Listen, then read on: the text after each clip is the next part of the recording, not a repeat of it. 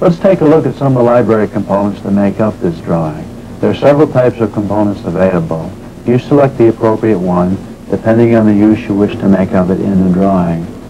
This type is what we call a fixed dimension component. That doesn't mean it has to be simple, just that it's the kind of component you won't need to alter when it's added to different places on the drawing.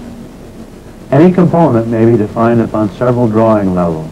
Multi-level components reflect three-dimensional characteristics of the graphic entities.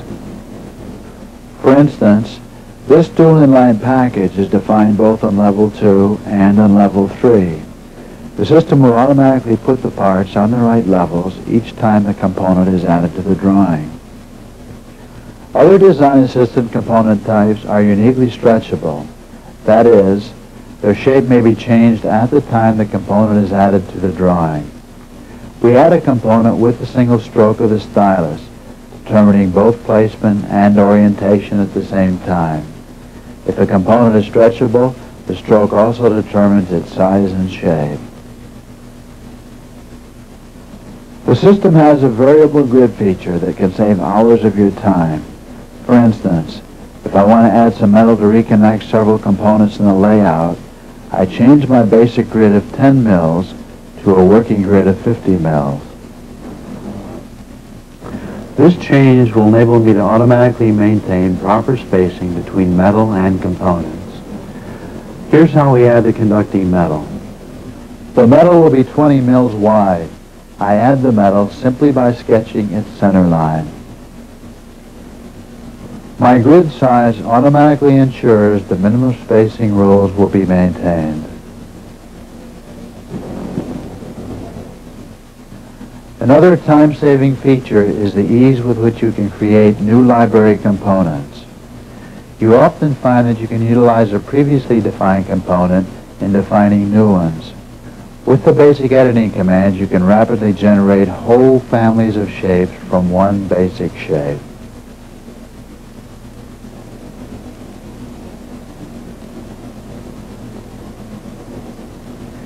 If I have to alter a component appearing many times in a drawing, I need only go back to the library and alter the definition of that component. The system automatically makes all the changes on all the levels throughout the drawing data structure. Let's go back to our circuit board and make a visual check for errors. Notice how dashing can be used to distinguish one level from another. If an error is found, the powerful editing commands can be used to make immediate corrections. The ruler helps check spacings. The picture is not redrawn each time a new command is given. The computer's buffer, which is represented by the text in the upper left-hand corner of the display, stores the commands as they're entered and begins executing them internally without erasing the display. When the command execute is given, the system executes the remaining commands in the buffer and only then updates the picture. Good use of the buffer can save you many hours at the console. Often you will find yourself performing the same sequence of commands over and over again. A unique feature of the design assistant enables you to collapse a long sequence of commands into a single macro command. Macro commands are activated by drawing a single stroke on the data tablet or by striking a single key on the keyboard, thus placing the entire command sequence in the buffer. The macro just used replaced square paths with circular ones, a procedure that would require 4 commands if performed individually.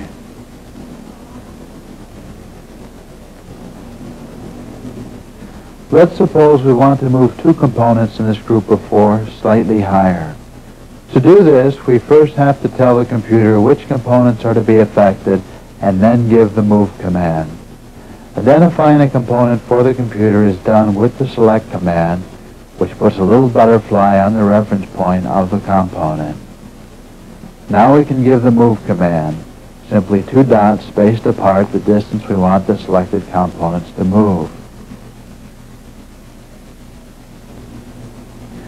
If we find this group of components to be a useful entity, we can bind the four together into another component type, the cell, which allows us to manipulate them as a single unit. The cell is a cluster of any number and combination of components the user may choose. A cell can encompass any pattern useful to the operator, including such things as parts list or legend information. Once you have completed all revisions to your drawing, the database is immediately available for generating final artwork on other devices in the Design and Systems system. You might run a check plot on a machine such as this CalCount drum plotter, or on any other common plotter such as a Dynetics or a Gerber. Data from other drawing levels can be used to run a numerically controlled drill or other fabrication equipment. Applicon offers both online and offline interfaces to all devices that comprise the system. If offline operation better suits your needs, Applicon can provide a paper tape, a magnetic tape, or a punch card unit. If you already have these or other devices and wish to integrate them into a Design and Systems system, Applicon can provide all the interfaces required to achieve the desired configuration.